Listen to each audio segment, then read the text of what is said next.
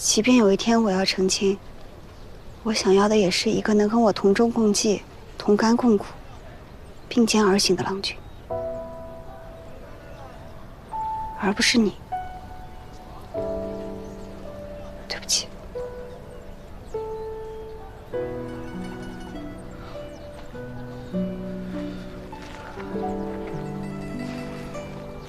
爷才不在意的。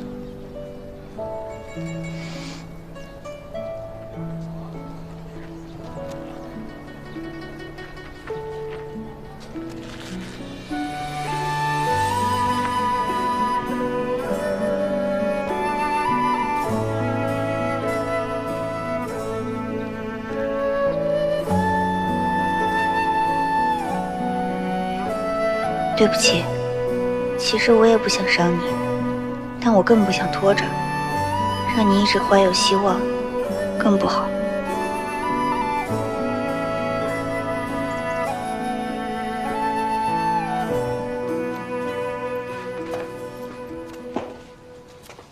那个周望啊，让他把织过的花本都复制一遍，让他暗中购买一些织机和丝线，分批运往南诏，切记不要留下痕迹。那余家从古北村带回来的那幅纹样要偷回来吗？放在基因那儿吧，我相信他会给我惊喜的。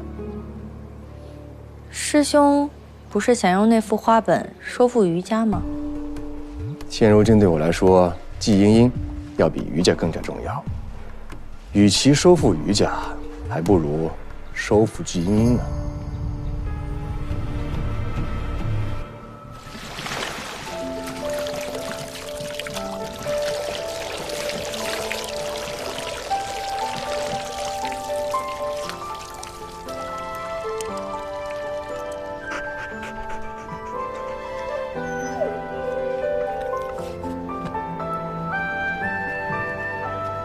英英，杨警官来找你。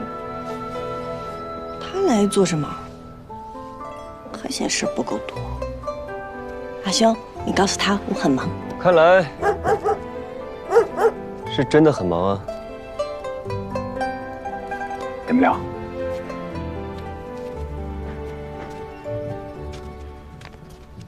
蜀红丝正在染制，杨警官未免督促的也太勤快了吧？毕竟是共锦染丝，可不能掉以轻心啊。那您看看这蜀红，可是你想的那蜀红？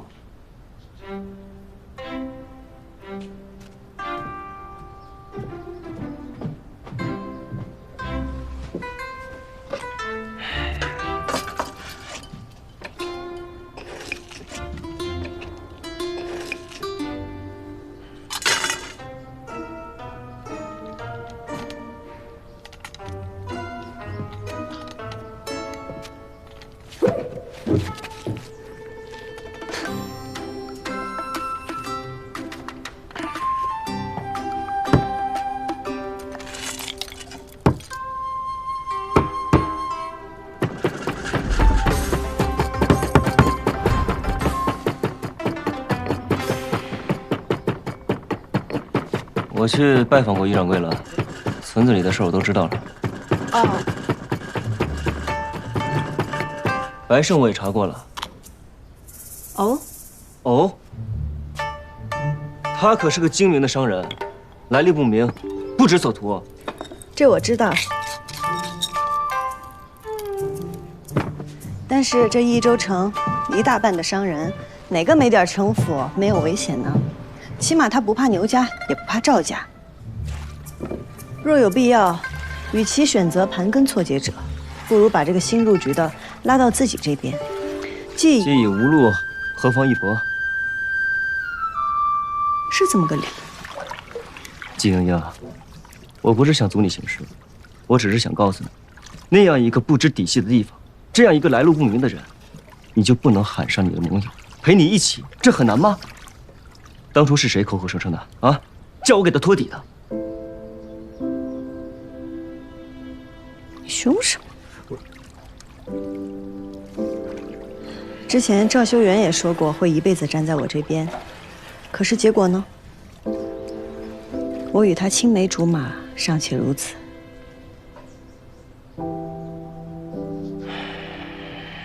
不是疑你，我只是习惯了，不能握在自己手中的都不敢依靠，只有靠自己的双手，让自己强大的快一点，再快一点。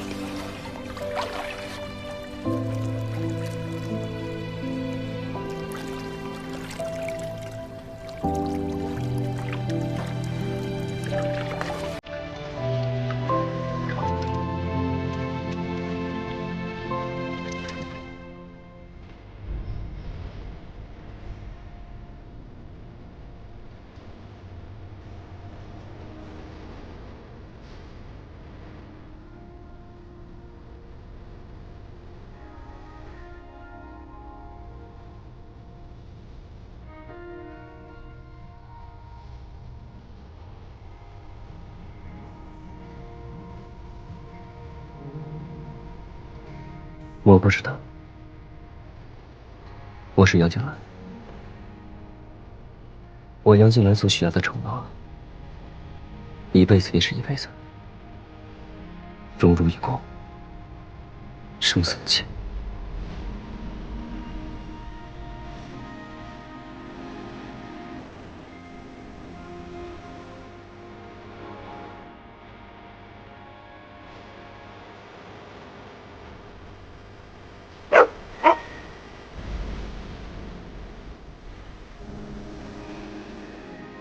知道了，你有杨三郎这样的盟友，是我之幸。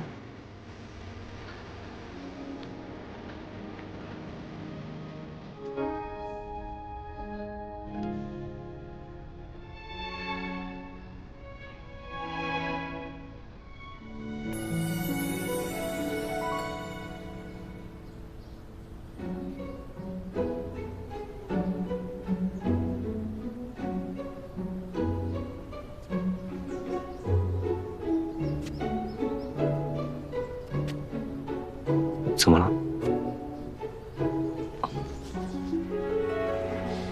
我还要继续染丝，你先回吧。阿兄，哎，来了。阿兄送杨警官。杨警官，这边请。真没事。嗯。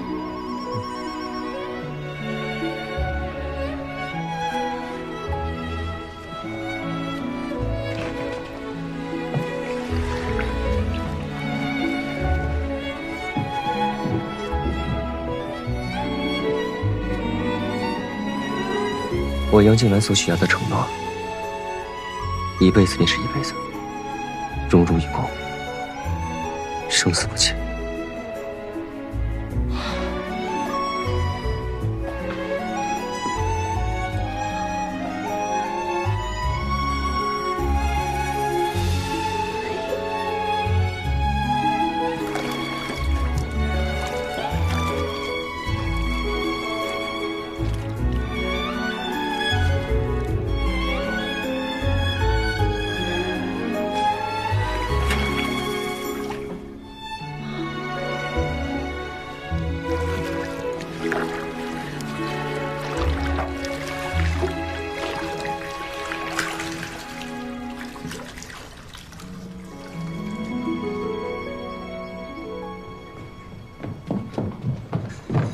兄，我想到一个锦上添花的好法子。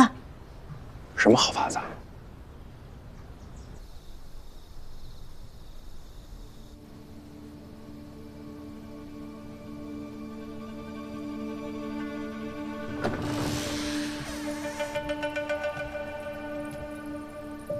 夫君，出去。夫君，我亲自下厨熬的参汤。夫君近几日辛苦了，喝了汤，同我回屋歇息吧。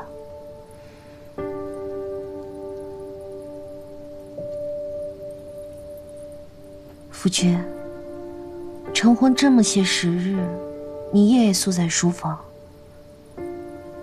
都不肯碰我一下。这赵家上下可都看在眼里了。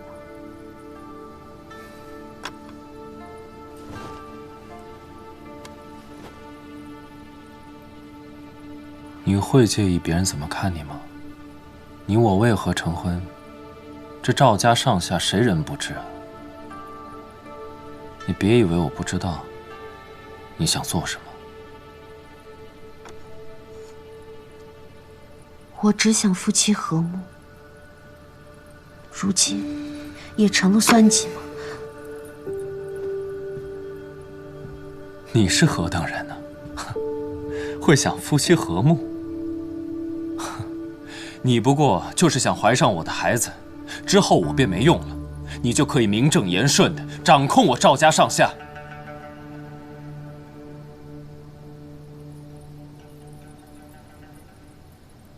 夫君是在设计新的贡锦纹样吗？赵家以往的不行吗？还是夫君想学姬莺莺，一鸣惊人，为长安看重，为节度使看重，以后便不必再仰仗我牛家权势。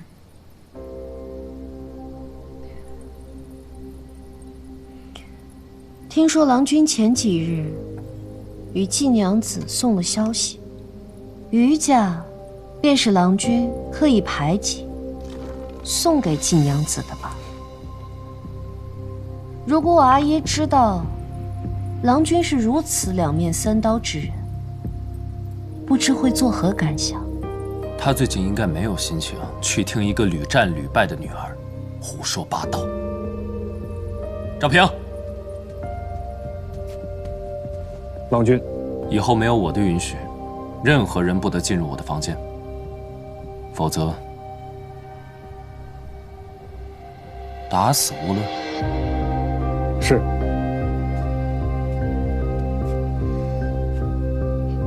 郎君好大的气魄。没有你牛五娘，我赵家照样给牛将去支解，但没有我赵修缘，你赵二夫人毫无价值，孰轻孰重，你比我清楚。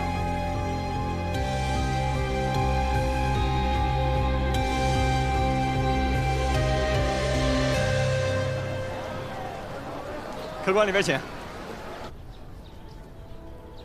于掌柜，知锦在即，我飞花会亦有善之意者，今日想给您引荐一下。哦。季家锦坊季耀庭见过于前辈。耀庭不善纹样设计，唯在织造一环卓有心得，愿助于掌柜一臂之力。季郎请坐。多谢于掌柜。9年以来，这双手从未停歇。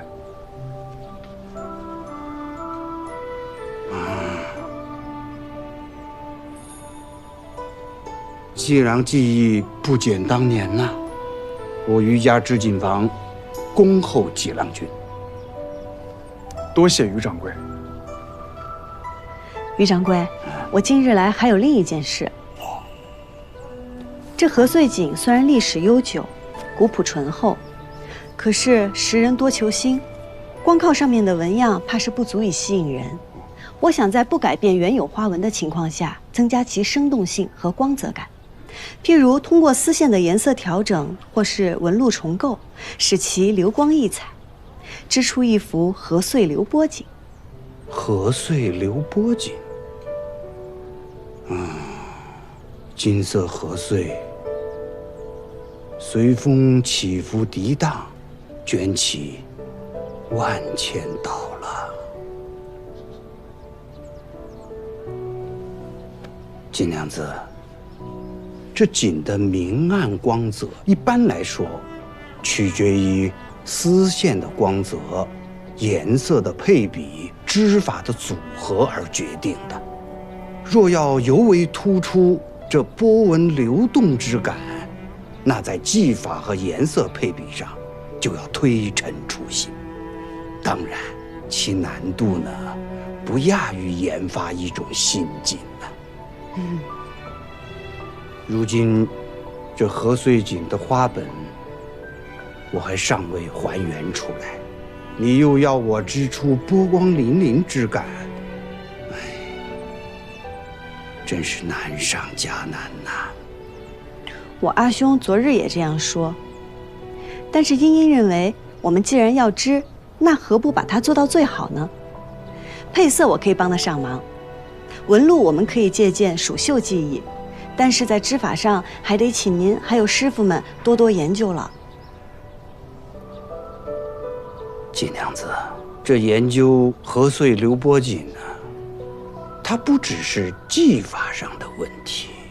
那还有什么别的问题吗？没有钱就没法织锦。季娘子，一种技法的研发，初期就要投入许多钱帛的。可瑜伽和飞花会，我之前送过去的不够吗？感谢季娘子的资助，才保证我瑜伽的工人和织机。可是，要研究新锦，需要多少？至少90贯。于掌柜，您与我阿兄只管负责研究如何织，钱的事情。钱，爷要钱有钱，要长相有长相，那他凭什么不喜欢爷啊？是3国酒。季娘子，您接着说。钱的事情我来想法子。法子，他不喜欢爷，爷有什么法子呀？爷也不长在身上。于掌柜，看来我得好好的去安慰一下我们的名誉会长了。失礼了。爷都想，就算是阿爷打死爷，爷也要去他家入赘。闭嘴！跟你有什么关系？爷就说，爷就说，爷还。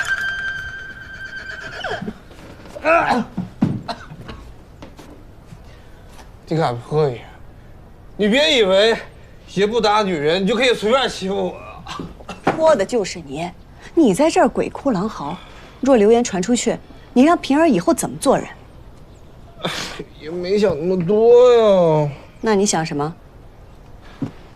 爷就想成为平儿喜欢那样，能跟他一起同甘共苦、并肩作战的郎君。啊！可爷不是那种人啊，怎么办呢，莹莹？你先别管平儿喜欢什么样的人，你先想自己想要成为什么样的人。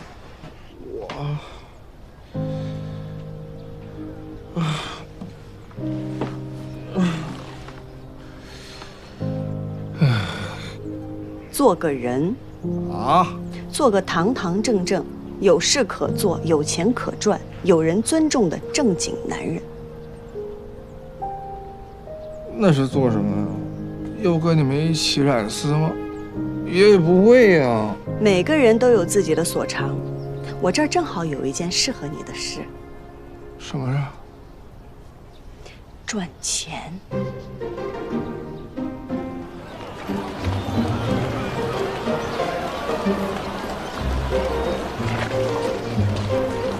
王掌柜，哎，来了。掌柜好。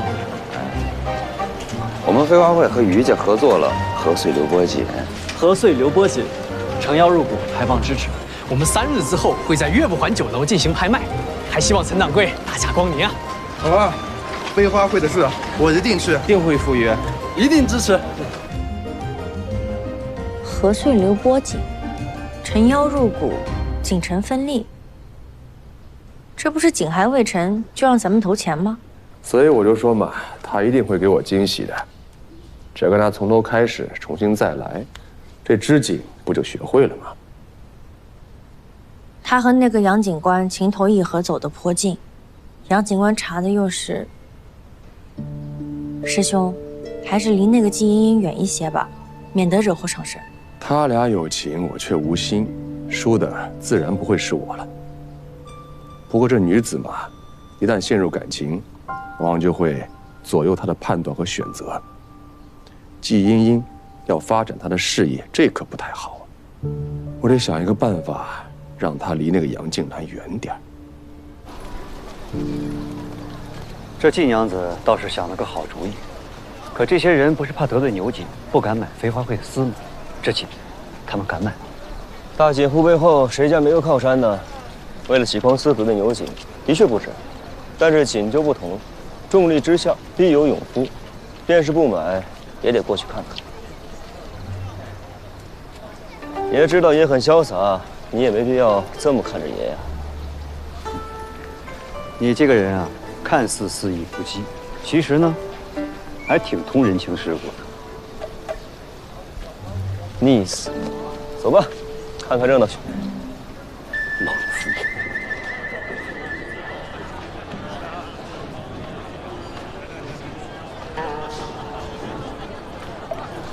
来，拖，干什么？干什么？哎呦喂！这不是大名鼎鼎的杨警官来了吗？欢迎！嗨，来，里边请。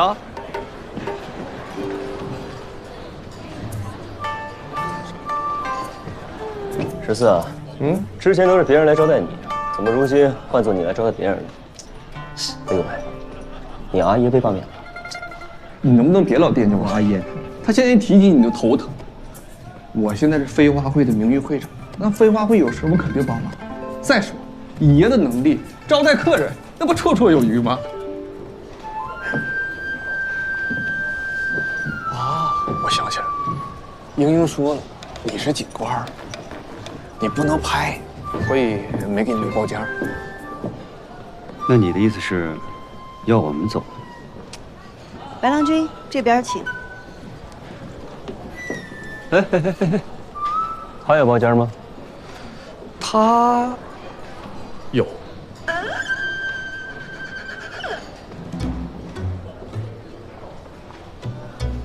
看来季娘子是不欢迎我。季娘子亲自相迎，白某愧不敢当啊。你有钱，当得起。杨警官，这边请。我要包间。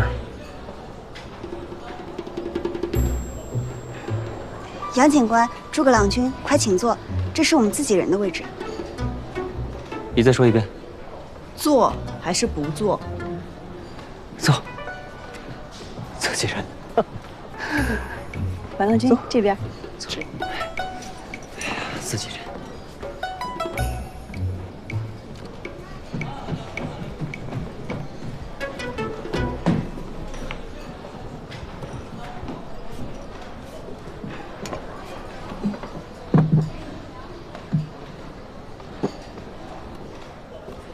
您慢用。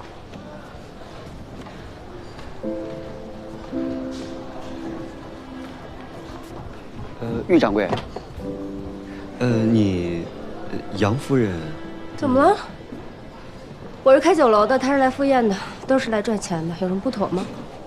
在。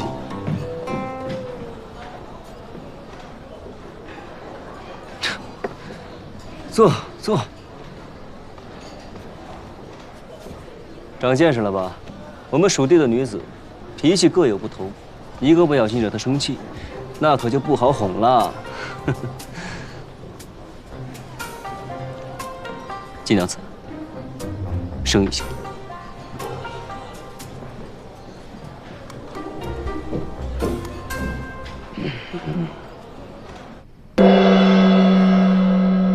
各位益州的同行，大家安好。各位都已知晓，我飞花会和余家将要联合研制一款新锦。众所周知，新锦问世，定然大卖。今日我邀各位掌柜前来，拍的不是这新锦本身，而是新锦意味着高额盈利，拍成者便可得这新锦2/10的分利。也就是说，若每卖出1匹锦得利10贯，那拍主便可得2贯分利。新锦未成，因此今日我向大家展现的是这锦的纹样，大家请看。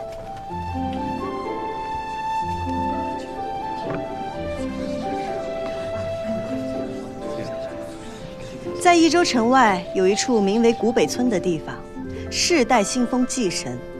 这麦穗文锦是村中的信仰，禾穗是祭神的恩赐，让众生有粮可饱；蚕丝是雷祖的造福，让众生有衣御寒。而这锦上流动的波纹，是光，是水，是风，是上天与我们的恩赐。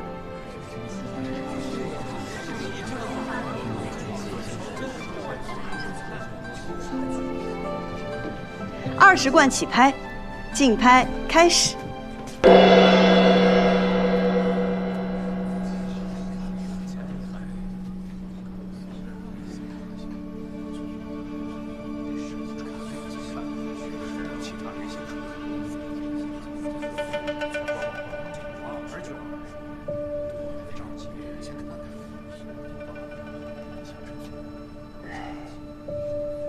怎么无人竞拍啊？他们大概是在担心研制不出来吧。诸葛郎君，我们飞花会是绝对不会骗人的。我不是那个意思。那些钱对于这些人来说不过是9牛1毛，他们不是不信，只是没人想当第一个出头的。你不会要拍吧？这警官要是拍了价，谁还敢出价？我没钱，捧个人场。哎，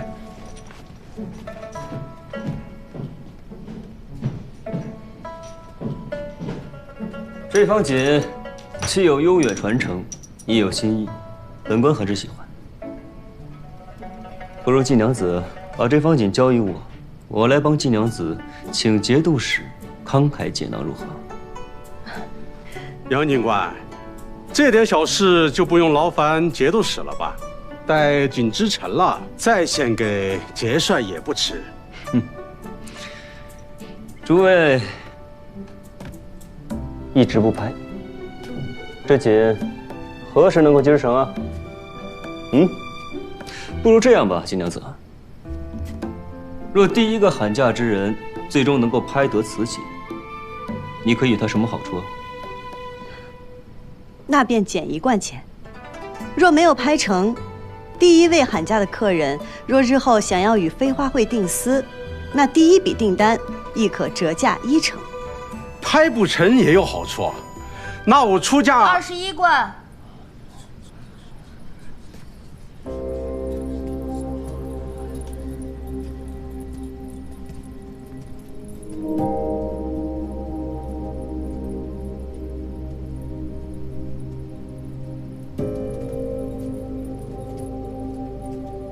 21贯，诸位可有再加价的吗？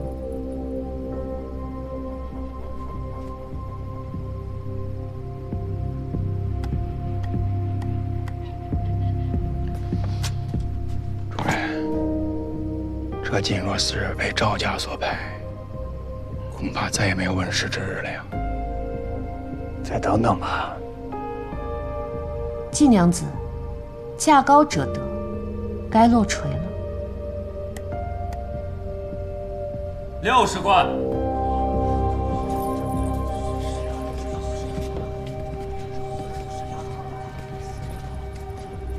金娘子，那人不懂锦，也不知道这仙锦的价值，我愿出60贯。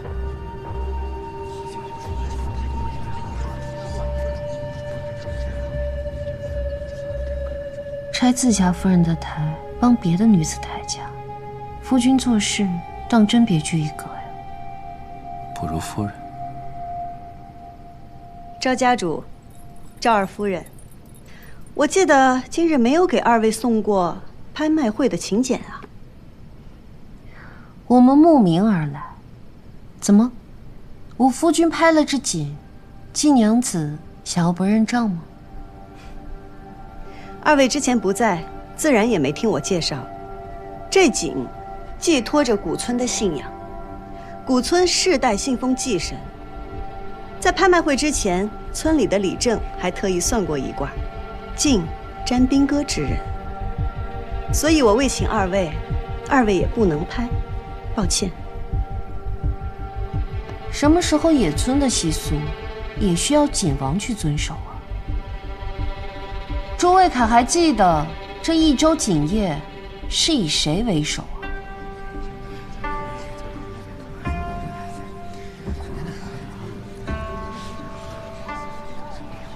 此事我已向景官府呈报。本官总知道景王与景王夫人守一守这规矩，实在是天意难违，王法难违，不愿将这景交给二位。好，那我倒要看一看这天意王法，想要这景落入谁的手中。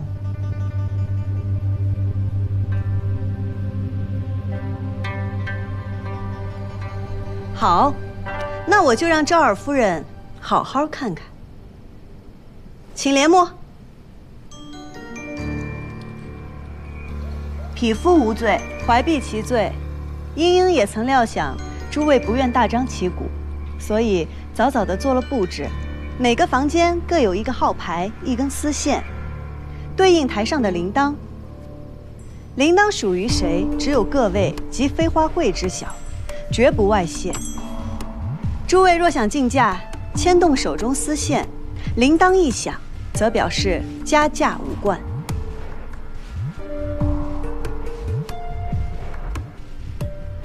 各位，竞拍继续。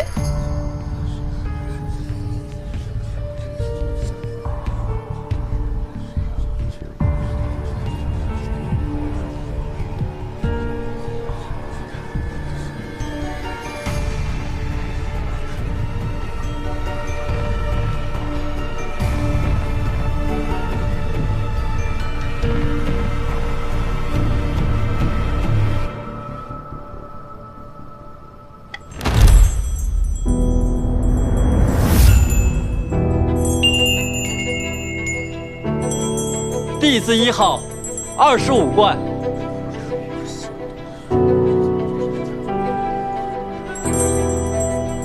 皇字2号30贯，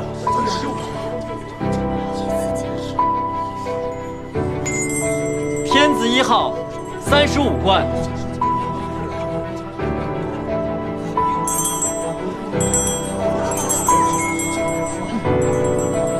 弟子1号座50贯。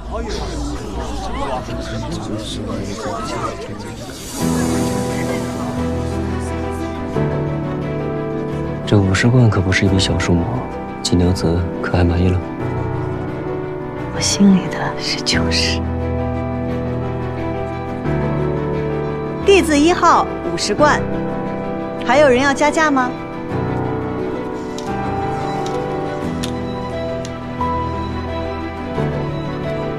杨家愿出70贯。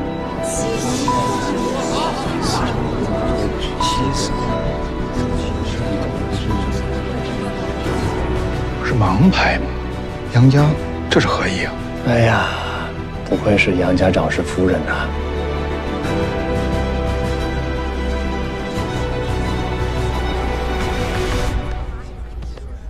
先生，还不到90，你看起来似乎一点也不为我担心啊。论起做奸商，还是季娘子更具天赋。我更是期待你偷着。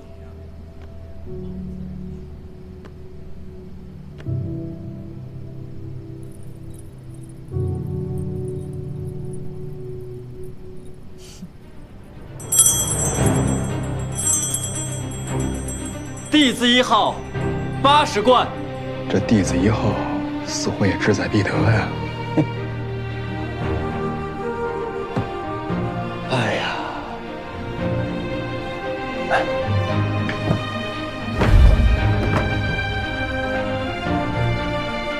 白某愿出90贯。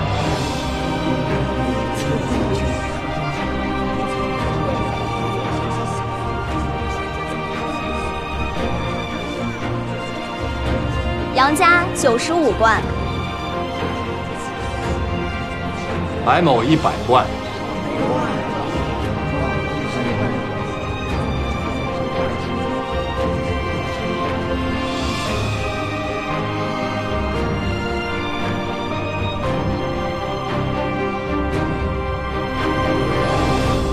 100贯依次。100贯，绰绰有余了。那我们是不是可以功成身退了？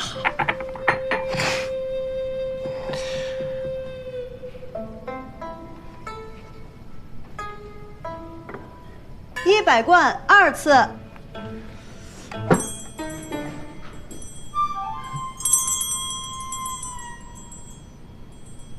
弟子1号，105贯。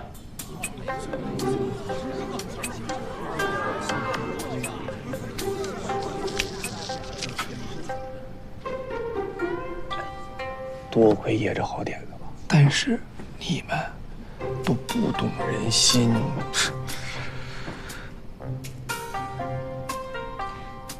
弟子1号105贯，可还有要加价的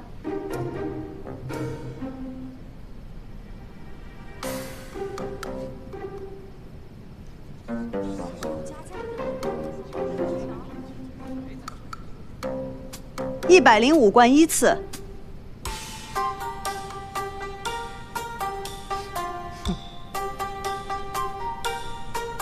105贯2次。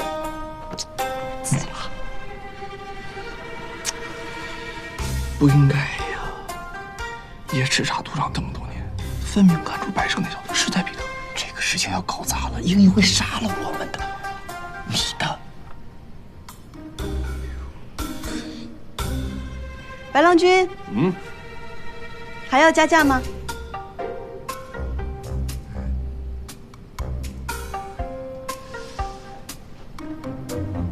白某觉得，还是不要夺人所好的好啊。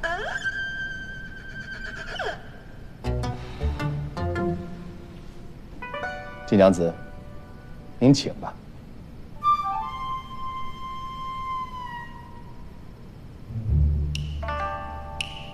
弟子1号，105贯3次，成交。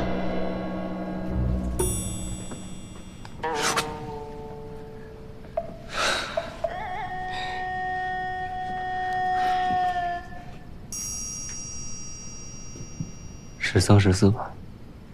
逆子。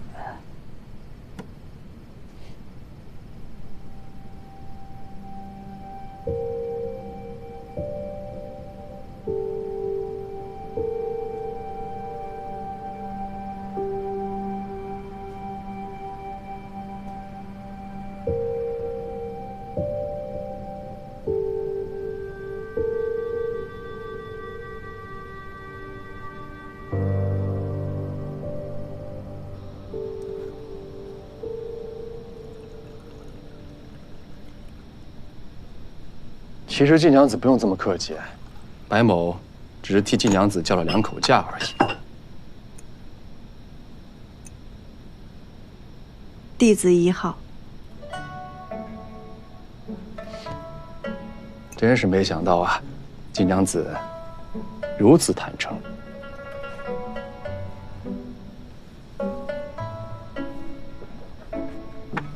白郎君早已看穿，我又何必隐瞒？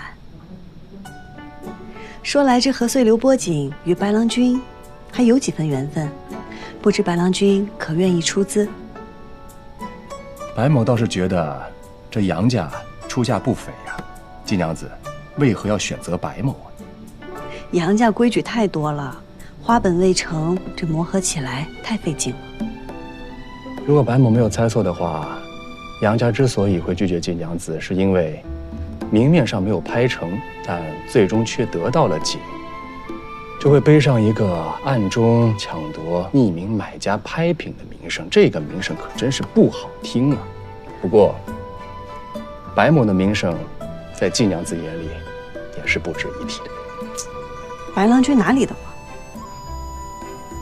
白某还好奇，你是为何如此笃定我会答应你的呢？ 白郎君向来清楚地知道自己想要什么，既然早料到我要说什么，若无兴致，又为何会来？好，钱我可以给，但是白某有白某的规矩。白郎君，请讲。第一，3个月之内必见新景。好。第二，景样是怎么想的，怎么编织的，白某都得知道。第三，白某要去余家景房监工。余家景房不是季家，不是飞花会，我做不了主，这还须得向余掌柜。可以。余掌柜。余掌柜。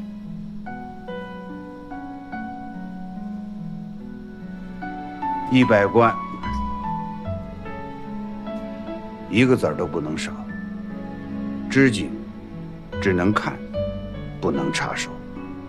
全听余掌柜安排。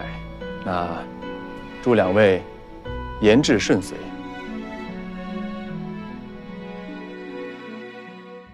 落英缤纷过，跌进尘埃，却在尘埃中开花结果。幻化溪畔的粉末，牵引飞花之间落。岁月若飞梭，一身萧索，却在萧索中走出阡陌。换尽迷途与扑朔，为心里惊鸿一抹。如何用最渺小的你我，支撑最人生锁，去证明那翱翔绯色是我。红色如诗月，红似无言，深埋岁月的思念，将爱恨投索万千年成线，曾经落尾的执念。红色如火焰，红丝如烟，踏过千山也未眠。爱在风中破了茧，于人世间绽放最红的颜。红色如诗月，红似无言，深埋岁月的思念，将爱恨投索万千年成线，曾经落尾的